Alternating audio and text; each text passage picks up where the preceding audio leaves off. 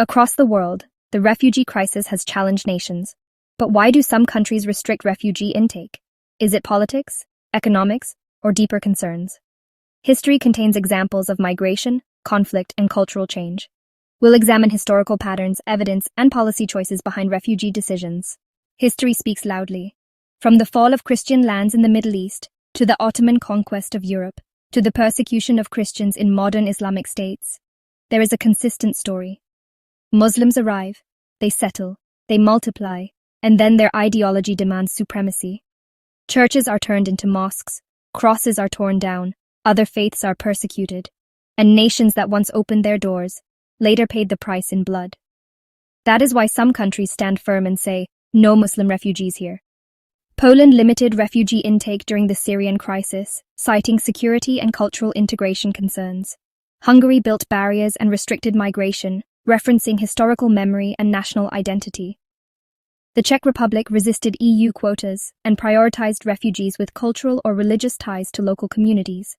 Slovakia announced preference for Christian refugees, framing the policy around cultural compatibility and cohesion. Japan accepts very few refugees, citing challenges of assimilation and prioritizing social stability. South Korea tightened asylum rules after island arrivals sparked protests, balancing humanitarian duties with public order concerns. Israel enforces strict entry controls, citing national security considerations amid regional conflict. Austria increased oversight of suspected extremist activity and strengthened border controls to address security concerns. Myanmar's handling of the Rohingya crisis led to major humanitarian concerns as authorities restricted movement and asylum. The United States implemented travel restrictions and adjusted refugee policy, citing terrorism threats and security vetting. Do you see the pattern? Where Muslim refugees settle, Islamic ideology grows. Where Islam grows, it demands supremacy. And where supremacy is demanded, Christians and other faiths suffer. From Nigeria to Lebanon, from France to Sweden, history repeats. When Muslims gain numbers, they seek power. When they gain power, other faiths are crushed. The Bible warned us long ago. They will put you out of the synagogues.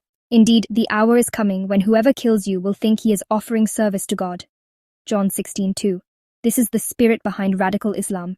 It kills in the name of its God. This is not simply migration, it is spiritual warfare. 10 countries refused Muslim refugees, not because of hate, but because of history. They remember what Islam brings when it takes root: violence, persecution, and the destruction of Christian identity. The question is, will the rest of the world wake up before it's too late? This is Unshaken Warriors. If you stand for truth, subscribe, share this message, and let the world know. We will not be shaken.